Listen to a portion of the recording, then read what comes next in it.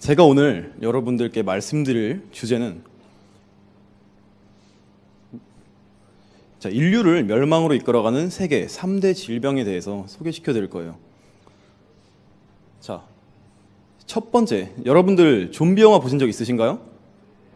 좀비 바이러스가 인간을 매개체로 해서 결국 인간이라는 종을 지구에서 없애버립니다. 영화는 영화다라고 생각하기 쉬우신데 사실 지금도 인류는 좀비 바이러스와도 같은 위험한 바이러스에 노출되어 있습니다.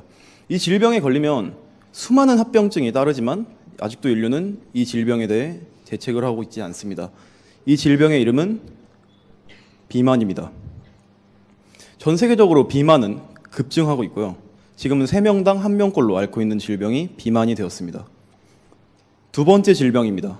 두 번째는 약 10억 2천만 명의 사람들이 앓고 있는 질병입니다.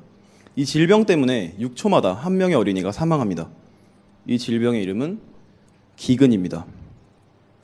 비만이나 기근처럼 특정 국가에서 문제가 있는 질병들이 있었다면 이 질병은, 세 번째 질병은 전 세계적인 골칫거리 중 하나입니다. 바로 지구온난화입니다. 지구온난화라는 거대한 바이러스는 우리가 살고 있는 지구를 감염시키고 병들게 했습니다. 자, 지금까지 저와 함께 이런저런 질병들을 알아보셨는데요. 우리가 앞으로도 이런 질병들에 대한 대책 없이 살아간다면 우리에게 멸망이란 단어는 그리 멀지 않은 미래가 될 수도 있습니다. 그래서 오늘 저는 여러분들께 이 질병들을 사로잡는 방법을 공개하려고 합니다. 비만이야 식이요법으로 기근을 겪는 나라를 적극적으로 지원해 볼 수도 있어요. 지구온난화는 환경오염 물질을 덜 사용하는 그런 방법으로 막아낼 수도 있습니다. 하지만 오늘 제가 준비한 방법은 다름 아닌 곤충을 먹는 것입니다.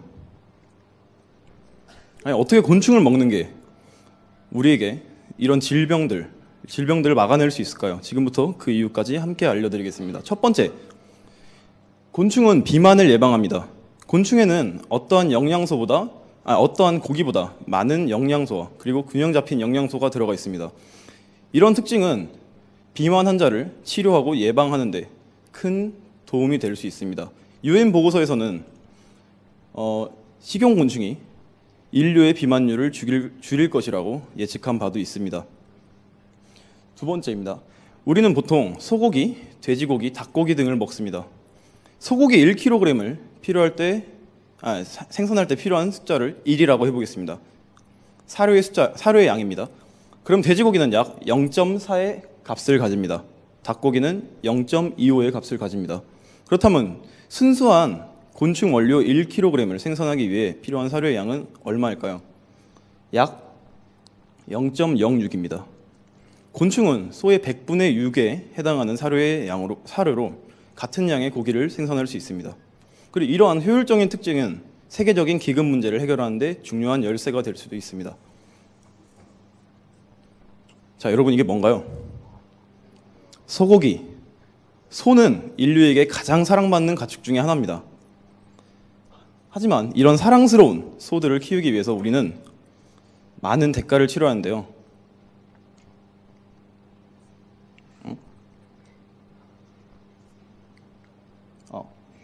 자, 바로 그 대가는 온실가스, 즉 소의 방구입니다.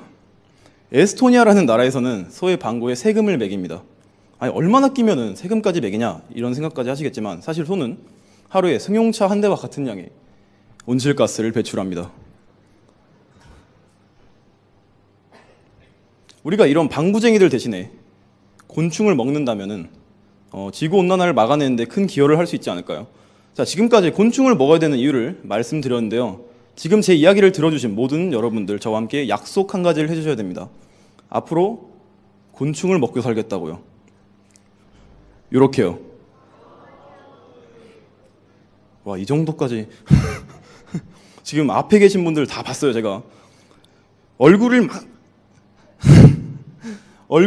여러분들 얼굴을 왜 찡그리셨나요? 곤충을 먹는 게 그렇게 징그러운가요? 네. 곤충처럼 다리 많은 것들은 징그러운가요? 하지만 다리 개수로 따지면은 우리는 절대 먹어서는 안 되는 식품을 지금도 즐기고 있습니다. 잠시 저랑 여행을 떠나실게요. 숲속이에요, 숲속. 여러분들은 숲속에서 이렇게 산책을 하고 있었어요. 근데 막 옆에서 막 이런 소리가 나. 그래서 고개를 돌려보니까 이런 풀숲이 있습니다. 그 소리의 주인공이 누군지 찾기 위해서 여러분은 풀숲을 들춰보았습니다. 그리고 그 속에서 나온 것은 막 강아지, 고양이 이런 것도 아니야. 새우가 이렇게 새우가 나왔습니다. 근데 이렇게 익은 새우 말고 살아있는 활새우가 우리를 딱 봤을 때 어떤 행동을 취할까요? 어우 잘 돈다 야. 자, 이런 행동을 취하는데 우리가 과연 새우를 아직도 맛있는 식재료로 인식할 수 있을까요? 이건 익숙함의 차이입니다.